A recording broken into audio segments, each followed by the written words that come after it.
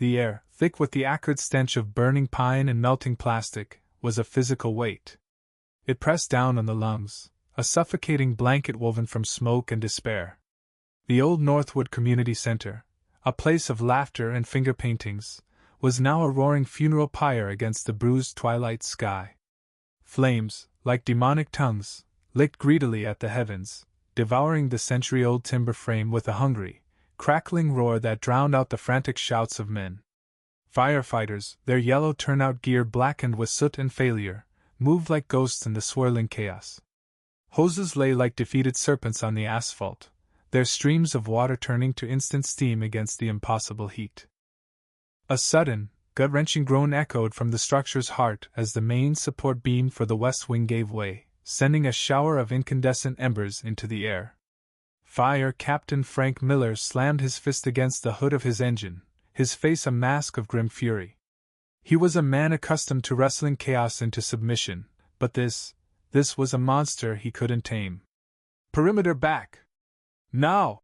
he bellowed, his voice raw. "The whole roof is coming down! All teams, pull back to the staging area!" A younger firefighter, his face pale under a layer of grime, ran up to him. "Captain? The daycare wing, we still have 7 kids unaccounted for. The back corridor collapsed, we can't get to them." Miller's jaw tightened, the muscles flexing like iron bands. He stared at the inferno, at the section where innocent lives were being extinguished, and a cold, hard knot of professional helplessness tightened in his gut. "It's a non-survivable atmosphere," he stated, the words tasting like ash in his mouth. He was speaking to his crew, but also to the universe, a bitter concession of defeat. "It's a recovery operation now." The words, clinical and final, hung in the air, a death sentence delivered over the crackle of the flames. In the crowd held back by the yellow tape, a woman stood apart. She was unremarkable in every way, dressed in simple jeans and a gray sweater that seemed to absorb the ambient light, rendering her almost invisible. Her name was Sarah Vance, though no one here knew it. While others wept or stared in horrified fascination, she was preternaturally still, her gaze fixed on the burning building with an intensity that was unnerving. She wasn't seeing the flames, she was seeing ghosts. She was hearing echoes from another fire, another lifetime. The date was seared into her soul, an anniversary marked not by celebration, but by a wound that never truly closed. 10 years. 10 years to the day. A quiet resolve began to harden within her, displacing a decade of grief with a sudden, unshakable purpose. The universe was not cruel. It was offering a test, a penance, a chance. Sarah Vance moved from the anonymous safety of the crowd, her steps deliberate, each one a silent declaration of intent. She ducked under the yellow tape, her movements so fluid and unassuming that the officer managing the line didn't notice her until she was already 10 feet past him. She walked directly towards the command post, a bubble of controlled chaos where Captain Miller was barking orders into a radio. He saw her approaching, his expression shifting from stressed authority to pure, unadulterated annoyance. "Ma'am! Get back behind the line! This is a restricted area!" His voice was a whip crack, meant to command and intimidate. Sarah didn't flinch. She stopped a respectful distance from him, her eyes, the color of a storm-tossed sea, locking onto his. They held a depth of sorrow he couldn't begin to comprehend, but also a sliver of something that looked like polished steel. "The children," she said, her voice surprisingly calm, a quiet river flowing through a valley of noise. "The daycare wing. I can get to them." Miller stared at her as if she'd sprouted a second head. He saw a civilian, a woman probably in her late 40s, with lines of hardship etched around her eyes and mouth, a fragile-looking creature caught in the grips of hysteria. "Ma'am," he said, his tone dripping with the condescending patience one uses for a frightened child. "You need to calm down. It's over. There is nothing anyone can do. The structure is compromised, the smoke is toxic, it's impossible." His dismissal was absolute, a door slammed shut and bolted. He turned away, a gesture meant to end the conversation, to render her invisible once more. "I'm not asking for your permission," Sarah replied, the steel in her eyes glinting. I'm telling you what I am going to do. Miller spun back around, his face flushing with anger. Listen to me, you crazy. Who do you think you are? You'll get yourself killed in the first 10 seconds. I've got enough problems without having to pull your body out of there too. Now get back before I have you arrested. He pointed a thick, accusatory finger at her, his authority challenged, his world of protocols and procedures violated by this slip of a woman with impossible ideas. He expected her to shrink back, to burst into tears, to do what hysterical civilians always did. But Sarah simply held his gaze, her expression unchanging. A flicker of pity crossed her face, not for herself, but for him. He saw a problem to be managed. She saw a covenant to be kept. Without another word, she turned her back on him and began to walk, not away, but parallel to the fire line, her eyes scanning the burning building not as an obstacle, but as a puzzle she was born to solve. The crowd watched, a collective gasp rippling through them, as Sarah ignored the captain's bellowed threats. She moved with an eerie grace, her head on a swivel, analyzing the inferno with the cool detachment of a battlefield commander.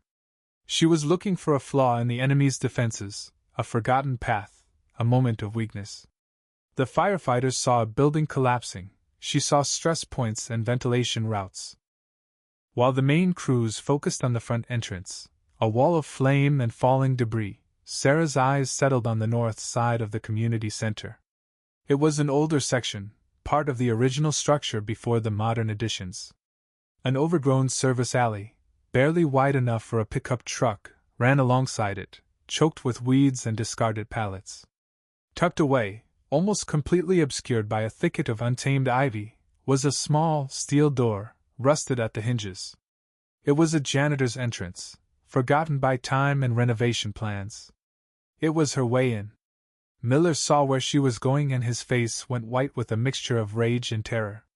Stop her! Somebody stop that woman! He roared into his radio.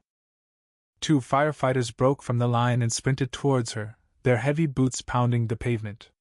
But they were too late. Sarah had already reached the alley. She didn't hesitate. With a strength that belied her slender frame, she wrenched at the old door. The rusted metal groaned in protest, then tore from its latch with a screech that was swallowed by the fire's roar. Before the firefighters could reach her, she had soaked a discarded rag from a puddle of hose water, tied it around her face, and slipped through the opening, disappearing into the black, churning smoke. The firefighters skidded to a halt at the alley entrance, peering into the suffocating darkness she had entered. They looked back at their captain, their expressions a mixture of confusion and a strange, nascent respect. Miller stood frozen, his radio silent in his hand. The entire scene had ground to a halt. The frantic energy of the fight was momentarily suspended, replaced by a stunned, disbelieving silence. All eyes were on the small, dark doorway that had swallowed the quiet woman. In that moment, she ceased to be a hysterical civilian. She was an enigma, a force that had defied their calculations and shattered their certainties.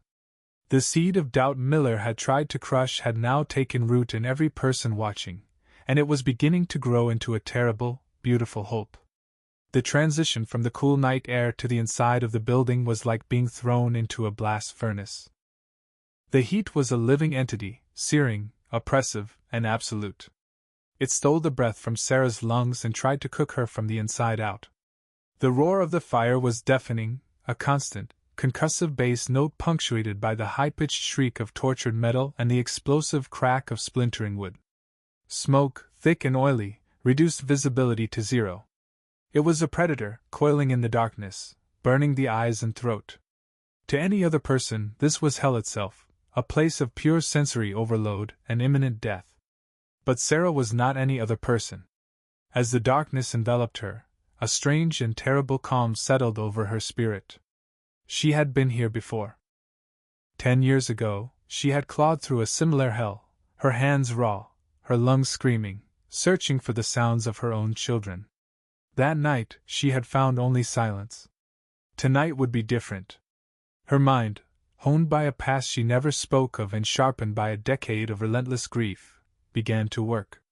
She wasn't moving blindly, she was mapping the building in her head. She remembered the blueprints from a town hall meeting years ago when they proposed the new wing. She recalled the layout from a parent-teacher night just last fall. In the roaring dark, she saw a schematic of corridors and classrooms. She kept one hand on the wall, her fingers tracing the path, her feet shuffling to feel for debris. The wet rag filtered the worst of the smoke, but her lungs were already beginning to burn. Her mind pushed it aside. Pain was an old friend. She moved past the kitchen, the heat from the ovens and fryers intensifying the inferno. She heard a groan above her and flattened herself against the floor just as a section of the ceiling, heavy with sodden plaster, crashed down where she had been standing. She didn't pause. She crawled through the debris and continued on. Then she heard it. Faint, terrified, but unmistakable. A child's whimper. It was a sound that pierced the wall of fire and time, echoing the ghosts of her own memories. The sound guided her, a beacon in the suffocating blackness. She found them in a storage closet, huddled behind a rack of folding chairs. A little boy and a slightly older girl, their faces streaked with tears and soot. The girl was holding her brother, trying to shield him. Their eyes, wide with terror, fixed on the shadowy figure emerging from the smoke. Sarah knelt, pulling the rag from her face for a moment. "It's okay," she said, her voice a low, soothing balm against the roaring chaos. "I'm here to take you home." She worked quickly, tearing strips from a tablecloth to create makeshift masks for them, dousing them with the last of the water from a melted cooler. Shielding them with her own body, a small one tucked under each arm, she turned and began the treacherous journey back to the world. The moment Sarah reappeared at the service entrance, a silhouette materializing from the billowing smoke, the crowd let out a collective, ragged cheer. It was a sound of primal relief and utter astonishment. She stumbled out into the alley, her sweater singed, her face a mask of soot, but in her arms she carried two living, breathing children. She didn't stop until she reached the paramedic line, where she gently knelt and placed the children on a waiting stretcher. They were coughing, terrified, but miraculously unharmed. A paramedic immediately wrapped them in blankets, checking their vitals, his hands moving with practiced efficiency but his eyes wide with disbelief. Sarah pushed herself to her feet, her body screaming in protest. Her lungs felt like they were filled with crushed glass. She took one deep, ragged breath of the clean night air, the oxygen a jolt to her system. For a fleeting second, her job was done. She had saved two. But it wasn't enough. It would never be enough until the number was 7. Captain Miller rushed over, his earlier arrogance completely gone, replaced by a frantic concern. "Ma'am! You're incredible! But that's it! You can't go back in there! It's suicide!" He reached for her arm, to physically restrain her, his duty as a rescuer warring with the awe he felt.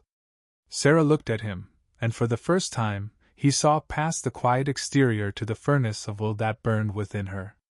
Her eyes were not on him, but on the burning building. They were the eyes of a shepherdess who would not abandon her flock. "There are 5 more," she said, her voice raspy but unwavering. The simple statement hung in the air, a testament to a resolve so profound it bordered on the supernatural. She pulled her arm from his grasp, not with anger, but with a gentle finality that left no room for argument. She turned her back on the lights, the sirens, and the stunned faces of the people she had just defied, and walked back towards the rusted steel door. The 2 firefighters who had tried to stop her before now stood aside, their faces etched with a reverence usually reserved for saints. The crowd, which had been a cacophony of panicked chatter, fell into a hushed, prayerful silence. They were no longer watching a reckless act. They were witnessing a miracle unfold, one impossible journey at a time. Frank Miller watched her disappear again, his orders and protocols turning to dust in his mouth. He was the captain, the authority, the man in charge. But in the face of her quiet, terrifying courage, he was nothing more than a spectator. The second descent was a journey into a deeper level of hell. The fire had fed, grown stronger, more malevolent. The path Sarah had taken before was now an impassable river of flame. The roar had intensified to a physical vibration that shook the very ground beneath her feet. She had to find another way. Her mind, a precision instrument in the chaos, rerouted her path. She remembered a crawl space beneath the main hall, used for electrical and plumbing access. It would be tight, hot, and filled with smoke, but it might bypass the worst of the fire. She found the access panel in the floor of a utility closet, pried it open, and lowered herself into the claustrophobic darkness. The air was hotter here, trapped between the burning floor above and the concrete foundation below. She crawled on her hands and knees, the heat radiating through the floorboards just inches above her head. Sweat poured from her, instantly turning to steam. In the crushing dark, her thoughts turned inward. This was a penance. A trial. For 10 years she had asked God the same question: why? Why her children? Why that day? She had never received an answer, only the echoing silence of an empty house. But now, crawling through the fire, she felt a different presence. It was not an answer, but a purpose. The faces of her own children, David, with his crooked smile, Rebecca, with her missing front tooth, the twins, Luke and Mark, always in mischief, sweet little Anna, quiet Samuel, and baby Grace, materialized in her mind's eye. They weren't haunting her, they were guiding her. Their memory was not a weight of grief, but a shield of strength. "Stay with me," she whispered to the darkness, her voice a hoarse prayer. "Give me your strength." A floor joist directly above her exploded in a shower of sparks, showering her with burning embers. She gritted her teeth against the searing pain on her back and crawled faster. She emerged in a classroom on the far side of the main hall. The fire had not fully reached this room, but thick, black smoke was pouring under the door. And in the corner, huddled under a teacher's desk, were 3 more children. A girl, no older than 9, was trying to read a picture book to 2 younger boys, her voice trembling as she tried to distract them from the monster outside. Sarah moved towards them, a phantom of hope in the choking gloom. She repeated her calming ritual, the quiet words, the makeshift masks. This time, the exit was blocked. A heavy wooden beam, charred and smoldering, had fallen, pinning the door shut. For a moment, a sliver of despair pierced her resolve. But then she looked at the terrified faces before her, and the despair was burned away by a ferocious, maternal love. She found a fallen metal bookshelf, wedged it under the beam, and put every ounce of her being into the lever. Muscles she didn't know she had screamed in protest. Her vision tunneled. With a final, guttural cry that was both a prayer and a war cry, the beam shifted. It moved just enough. Just enough for them to squeeze through. She pushed the children out first, then wriggled through the gap herself, the smoldering wood searing her arm as she passed. The journey back was a blur of pain and single-minded determination. She was no longer just Sarah Vance. She was an avatar of motherhood, an unstoppable force of nature fueled by a love that death itself could not extinguish. When she emerged this time, she was no longer walking, but stumbling. She practically carried the 3 children, her body acting on pure, unadulterated will. The crowd surged forward against the police line, their cheers now laced with raw, primal emotion. They were witnessing something that defied all logic, a story that would be told in their town for generations. Sarah collapsed to her knees as the paramedics took the children from her arms. She remained there for a long moment, head bowed, her body trembling with exhaustion and pain. Burns were beginning to blister on her arms and back. Every breath was a battle. She had brought out 5. She could hear the numbers being shouted through the crowd, a running tally of her impossible feat. 5. She's got 5 of them. Frank Miller was by her side instantly, kneeling beside her, his voice stripped of all authority, filled only with a desperate, pleading respect. "Please," he begged, his voice cracking. "That's enough. You've done more than anyone could ever ask. Let my men handle it. We'll go in. We'll find them." He meant it. He would have ordered his men into the now certain death trap of the building for her, for the 2 children who remained. Sarah looked up at him, her eyes clouded with pain but still fiercely bright. She did the math in her head, The same math she'd been doing for 10 years. 5. 2 more. She rasped, the words barely a whisper. She pushed against the ground, trying to stand, but her legs buckled. The fire chief caught her. For a moment, it seemed her body had finally betrayed her spirit. The building issued a final, terrible groan, the sound of a dying beast. A massive portion of the roofline sagged visibly, sending a fresh cascade of sparks into the night. It was over. The window of opportunity, a window she had impossibly propped open with sheer will, was closing. In that moment of faltering, her hand went instinctively to the small, worn wallet in her back pocket. Her fingers closed around the familiar, creased edges of the photograph inside. It was a tangible piece of her soul, the only thing she had left of them. She squeezed it tight, and a fresh current of strength, drawn from a source beyond the physical realm, flooded her veins. She pushed herself up, shrugging off Miller's supporting hands. She stood on her own, swaying slightly, a solitary, indomitable figure against the backdrop of the apocalypse. She took a deep, shuddering breath, looked towards the roaring maw of the service entrance, and began to walk. This time, no one tried to stop her. The crowd parted like the Red Sea, their faces a mixture of terror and utter reverence. She was walking back into the heart of the inferno, back into the memory that had defined her, to finish the task she was sent here to do. The final journey was a dreamscape of fire and memory. The building was actively disintegrating around her, surrendering its form to the relentless hunger of the flames. Walls of fire shifted and danced, sealing off corridors, opening new, hellish vistas. Sarah moved through it all, guided by an instinct that transcended sight and sound. Her body was a vessel, an instrument being used by a will far greater than her own. Her thoughts were a simple, repeating mantra, a litany of names: David, Rebecca, Luke, Mark, Anna, Samuel, Grace. She wasn't just searching for the last 2 children trapped in the daycare.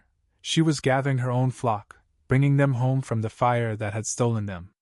She found them in the last place imaginable, the small, brightly colored bathroom at the very back of the wing. They had climbed into the empty, dry bathtub, a child's desperate, flawed logic for safety. A boy and a girl, holding each other, their eyes squeezed shut against the horror. The ceiling above them was glowing a terrifying, translucent red. It wouldn't hold for much longer. There was no time for gentle words. She scooped them up, one in each arm, their combined weight a crushing burden on her depleted strength. She turned to leave, and the doorway she had just entered vanished behind a solid sheet of falling, burning debris. They were trapped. For the first and only time, true, cold despair washed over her. It was one thing to sacrifice herself, another to fail with these precious lives in her arms. She looked around frantically. There was only one other way out, a small, reinforced window, high up on the wall, designed for ventilation. It was too high. Impossible. She was about to surrender when her eyes fell on the wreckage of the collapsed ceiling. A large, partially burnt support beam lay angled against the wall, reaching halfway to the window. It was a ramp. A final, desperate gift from a dying building. Hoisting the children higher, she scrambled up the treacherous beam. Splinters dug into her hands. The heat was blistering. When she reached the top, she used her elbow to shatter the thick glass. She carefully passed the children through the opening, lowering them as far as she could before letting them drop the short distance to the ground outside. Then, summoning the last atom of her strength, she pulled herself through the jagged opening. She fell to the grass outside just as the entire roof of the daycare wing imploded with a deafening roar, sending a geyser of flame and smoke shooting hundreds of feet into the air. The crowd screamed, thinking her lost. Then, a paramedic, circling the perimeter, saw her. He shouted into his radio, and a wave of euphoria washed through the exhausted onlookers. She had done it. She had walked through the valley of the shadow of death, and brought them all back. Paramedics swarmed her, laying her gently on a stretcher. As one of them, a young man named Ben, checked her pulse, he noticed her hand was clenched in a death grip around something. He gently pried her fingers open. Lying in her palm was a small, plastic-sleeved photograph, its edges scorched and curling. It showed 7 children, squinting and smiling in the bright sun, a perfect tableau of youthful joy. Ben's brow furrowed. He glanced over at the rescued children, now huddled together under a mound of emergency blankets, their parents weeping and holding them tight. He did a quick count. 7. He looked back at the photo. The faces, they were identical. The same crooked smile on the oldest boy, the same missing front tooth on the little girl. It was impossible. He showed the photo to his partner, who could only shake her head in stunned silence. The whispers started, spreading through the shell-shocked crowd. It was then that Eleanor Vance, an elderly woman who had lived in the town her whole life, pushed her way to the front. Her face was ashen, her eyes wide with a terrible and sacred recognition. "My God!" she gasped, her voice trembling as she pointed a shaky finger at the woman on the stretcher. "I remember her now. That's Sarah Vance. The fire out on Old Mill Road, 10 years ago. It was this very night. She lost everything. She lost all 7 of her children." The revelation fell upon the crowd not as a sound, but as a profound, heart-stopping silence. The impossible heroism of the quiet stranger was suddenly cast in a new, divine light. This was not a rescue. It was a redemption. The following day dawned bright and painfully clear, the blue sky a cruel mockery of the black, skeletal ruin that was once the Northwood Community Center. The air still carried a faint, funereal scent of smoke. Sarah sat on a park bench across the street, a borrowed blanket draped over her shoulders. She had been treated for minor burns and smoke inhalation and released, a medical miracle in itself. She was watching the joyful, tearful reunions, the parents clutching the children she had pulled from the fire, her fire. A quiet peace, the kind that only comes after the longest of wars, had settled in her soul. She felt hollowed out, exhausted beyond measure, but the gnawing ache that had been her constant companion for a decade was, for the first time, gone. It was replaced by a sense of completion, of a circle finally closed. The gentle morning quiet was broken by a new sound, rhythmic and precise. The sound of marching feet on asphalt. Sarah looked up. Down the street, in perfect formation, came a platoon of United States Army soldiers. They were not in combat fatigues, but in their formal dress uniforms, the deep green jackets adorned with medals and ribbons, their white gloves stark against the morning light. They moved as one, a river of discipline and honor flowing through the quiet suburban street. They came to a halt directly in front of her bench, their lines perfectly dressed, their faces stoic and unreadable. At their head stood a command sergeant major, a man whose face was a road map of a long and difficult service, his chest a testament to a life of sacrifice. Fire Captain Frank Miller stood off to the side, his uniform immaculate, his captain's hat held respectfully in his hands. He watched, his expression one of profound, humbled reverence. The entire street fell silent. A few of the families with the rescued children stopped, watching the strange, solemn ceremony unfold. The air grew thick with unspoken meaning, with a sense of sacredness that hushed even the birds in the trees. The soldiers were a silent, powerful testament, a formal recognition from a world of heroes to one of their own who had walked among them, unseen. The command sergeant major took 3 crisp steps forward, stopping directly in front of Sarah. His movements were precise, economical, honed by decades of discipline. He looked down at her, and the hard lines of his face softened with an emotion that was deeper than respect. It was a shared understanding of loss and duty. "Ma'am," he said, his voice a low, gravelly rumble that carried the weight of command. "Staff Sergeant Vance."